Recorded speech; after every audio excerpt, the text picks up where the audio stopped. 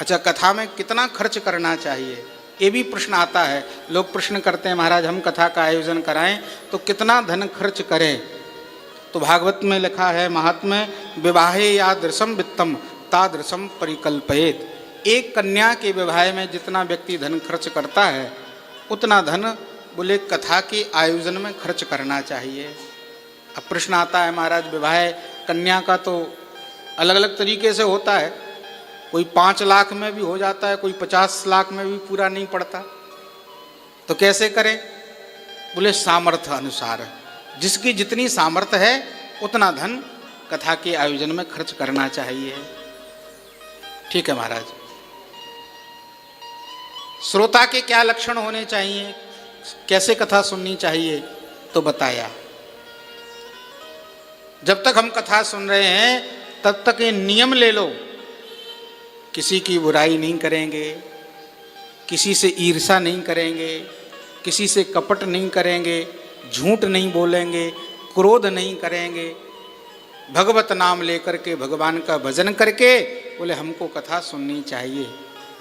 काम क्रोध लोभ मोह इत्यादि का त्याग करना चाहिए और निर्मल भावना से भगवान की कथा को सुनना चाहिए। इस श्रोता का लक्षण होना चाहिए।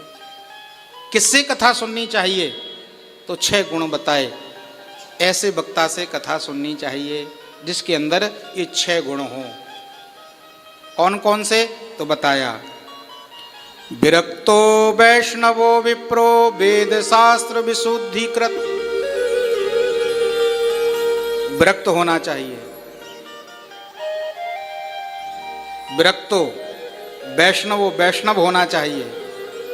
विरक्त का मतलब, बोले विरक्त का मतलब है जिसमें ज्यादा संसार के प्रति राग ना हो, है? भगवान के प्रति जिसमें प्रेम हो वो विरक्त है। संसार में रहते हुए भी विरक्त है, तो विरक्त हो। दूसरी बात, विरक्तो वैष्णव हो। वैष्णव का मतलब जो भगवान राम कृष्ण का भक्त हो, जो कंठी तुलसी माला पहनता हो, चंदन लगाता हो, शिखा चोटी रखता हो, यज्ञोपवीत पहनता हो, बोले ऐसे वैष्णव से भगवान की कथा सुननी चाहिए। तो विरक्तो वैष्णवो विप्रो। तीसरी बात, बोले विप्र शरीर का होना चाहिए। ब्राह्मण के द्वारा भगवत कथा का श्रवण करना चाहिए, भागवत का श्रवण करना चाहिए। विरक्तो वैष्णवो विप्रो वेद शास्त्र विशुद्धिकृत। जो वेद शास्त्रों को जानने वाला हो, जिसने वेद शास्त्र गुरुकुल में रह करके अध्ययन किए हों, भली प्रकार से जिसको अध्ययन हो, ऐसे वक्ता से कथा सुननी चाहिए। क्यों? क्योंकि मन में कई प्रकार के प्रश्न होते हैं, तो अगर वक्ता को ही ज्ञान नहीं होगा संपूर्ण तो वो हमारे प्रश्नों का उत्तर कैसे देगा। तो वेद शास्त्र विशुद्धिकृत, दृष्टांत कुशलो धीरो। कथा की कठिन से कठिन बात को दृष्टांत के माध्यम से जो सरल करके सुना दे, ऐसा वक्ता होना चाहिए। कई बार ऐसा होता है कि वक्ता बहुत विद्वान है पर उसकी भाषा शैली हमारे समझ में ही नहीं आ रही है? तो फिर क्या लाभ। और मान लीजिए सुबह भी कथा हो रही है, फर्क सिर्फ इतना है कि अभी हम हिंदी में सुना रहे हैं, सुबह संस्कृत में होती है, लेकिन उस संस्कृत में हमको समझ में ही नहीं आ पा रहा है कुछ भी। तो कुछ भी समझ में नहीं आया तो उसका भी लाभ नहीं मिलेगा, फिर व्यक्ति का मन नहीं लगेगा, थोड़ी देर बैठेगा चला जाएगा। हाँ, देखो ये परंपरा है। जो ब्राह्मण पाठ कर रहे हैं उनको समझ में आता होगा, उनको संस्कृत आती है, इसलिए वो पाठ कर लेते हैं, अर्थ भी समझ लेते हैं। संत जन कहते हैं हमेशा पाठ का एक नियम है, आप घर में भी पाठ करें तो पाठ को कैसे करें, बोले जरूरी नहीं है कि आप संस्कृत में ही पाठ करें। आपको संस्कृत का अर्थ नहीं समझ में आता तो जरूरी नहीं है संस्कृत में करें, हिंदी में करें। हाँ, क्यों? क्योंकि भगवान को सारी भाषाओं का ज्ञान है। ये बात सत्य है कि संस्कृत देव भाषा है, उसमें करते हैं तो बहुत अच्छी बात है, लेकिन पाठ हमेशा उसका अर्थ समझ के करना चाहिए। मंत्र जप भी उसका अर्थ समझ के करना चाहिए कि इसका भावार्थ क्या है। इससे क्या होगा, बोले जब भावार्थ आपको पता होगा, उसका अर्थ मालूम होगा, तो आप बड़े भाव से उस पाठ को कर पाएंगे। अब आप पाठ भी कर रहे हैं और अर्थ उसका पता नहीं है, तो बिना अर्थ के पाठ मन नहीं लगता और उतना लाभदायी भी नहीं होता है।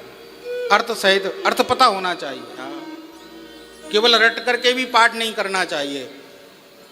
एक माता जी ने हनुमान चालीसा रट लिया, अब गलत रट लिया। हाँ, अब अर्थ समझ में आया नहीं, रट लिया। अब हनुमान चालीसा में एक चौपाई आती है, तुम रक्षक काहू को डरना, तुम रक्षक काहू को डरना। अब रट ली तो गलती से रक्षक की जगह राक्षस रट लिया, तो अब रोज पाठ करें तुम राक्षस काहू को डरना, तो अर्थ का अनर्थ हो गया। तो ऐसे ही अर्थ हमें समझ में आना चाहिए। तो दृष्टांत कुशलो धीरो, बोले भागवत की कठिन से कठिन बात को जो सरल करके समझाए, ऐसा वक्ता होना चाहिए। और सबसे जरूरी बात, वक्ता कार्योति निष्प्रिया। कैसे वक्ता से कथा सुने? बोले जो निष्प्रही हो। निष्प्रही का मतलब निर्लोभी हो, जिसके मन में लोभ ना हो, जो धन के लिए कथा ना सुनाता हो, जो भगवान के लिए केवल कथा सुनाता हो, ऐसे वक्ता से कथा सुननी चाहिए। क्षमा करना, कलयुग का प्रभाव है, मैं किसी की बात नहीं कहता। और कलयुग के प्रभाव से प्राय करके कथाओं के मूल्य तय होने लगे हैं आजकल।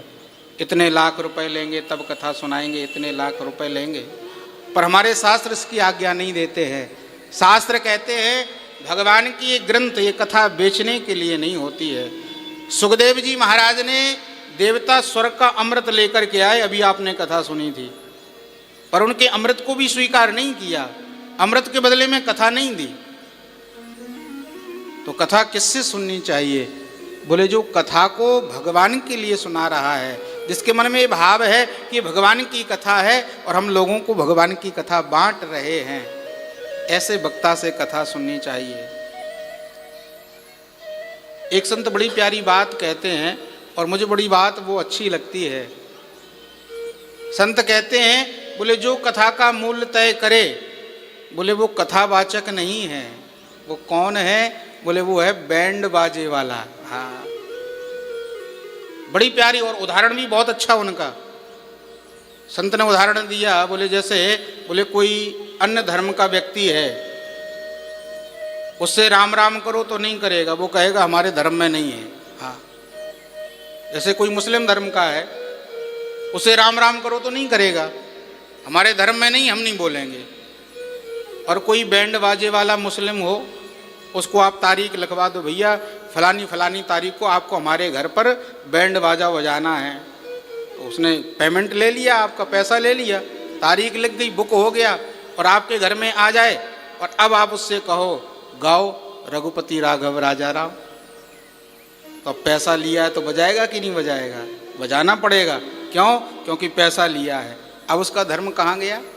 तो कहने का भाव, बोले उसको धर्म से मतलब नहीं था, उसे पैसे से मतलब था। तो संत का कहना है जो पैसे के लिए कथा करें, बोले वो भगवान की कथा नहीं कर रहे हैं, वो तो धन की कथा कर रहे हैं। तो कथा वक्ता कैसा होना चाहिए? बोले वक्ता कार्योति निष्प्रया, जो निष्प्रही होकर के, निर्लोभी होकर के भगवान की कथा को सुनाए, बोले ऐसे वक्ता से भगवान की कथा सुननी चाहिए। नारद जी महाराज ने अंत में प्रश्न किया, महाराज 7 दिन क्या खाना पीना चाहिए? 7 दिन तक हम क्या खाएं पिएं, क्या खा पी करके हम भगवान की कथा सुने? तो सनत कुमारों ने कहा, नारद जी वैसे तो भगवत कथा निराहार रह करके सुननी चाहिए, मतलब बोले कुछ भी खाना पीना नहीं चाहिए। नारद जी ने हाथ जोड़ करके कहा, महाराज कलयुग में फिर कोई कथा नहीं सुनेगा, हैं? 7 दिन तक बिना खाए पिए कौन रहेगा? महाराज कुछ उपाय है? सनत कुमारों ने कहा है। क्या करें? बोले अगर बिना अन्न खाए नहीं रह सकते, बिना खाए पिए नहीं रह सकते, तो एक काम करो, फलाहार करके कथा सुनो। बोले महाराज इतना भी किसी का शरीर ना चले कि फलाहार रह करके 7 दिन तक कथा सुन सके, तो कैसे कथा सुने? बोले एक समय फलाहार कर लो, एक समय कथा सुन लो।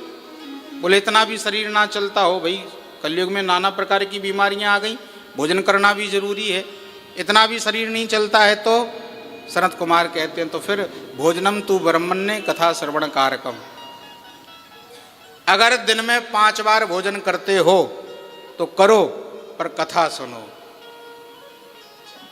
भोजन ना करने की बात तो इसलिए है कि ज़्यादा भोजन करोगे ना तो नींद आएगी। हाँ, और हकीकत बात है, ज़्यादा भोजन करने से, भरपेट भोजन कर लो तो फिर नींद आती है। आपको सच बता रहे हैं, जब कथा होती है ना तब हम केवल 2 फुलके खाते हैं पूरे दिन में। हाँ, केवल इसीलिए कि नींद ना आए। भागवत में लिखा है, भोजनम तो ब्रह्मण्य कथा श्रवण कारकम नोपवासो बरा प्रोक्तम कथा विघ्न करो यदि। अगर भोजन करके मन लगता है कथा सुनने में तो भोजन करके कथा सुनो, और अगर व्रत रह करके मन लगता है तो व्रत रह करके कथा सुनो, जैसे आपका मन लगे। भाई हो सकता है कई लोग व्रत रख लिए और हो सकता है वो व्रत ही विघ्न का कारक बन जाए। दिन भर से व्रत रखे हैं, कथा में बैठे हैं, भूख लग रही है, अब कथा में मन नहीं लग रहा है, ये मन में विचार आ रहा है कब कथा पूरी हो, कब भोजन मिले, तो पूरा समय चिंतन वही चलता रहेगा, तो क्या लाभ। तो जैसे आपका मन लग जाए, अगर जमीन पर बैठ करके कथा सुनने में मन लगता है तो जमीन पर बैठ करके सुनो, कुर्सी पर बैठ करके मन लगता है तो कुर्सी पर बैठ कर, जैसे हो सके। यहाँ पर ये कहा गया है सनत कुमारों के द्वारा कि यहाँ पर लक्ष्य होना चाहिए कथा सुनना। कैसे भी मन लगे, जैसे मन लगे वैसे भगवान की कथा सुनो। भगवान की कथा हमेशा कुल कल्याण करने वाली होती है।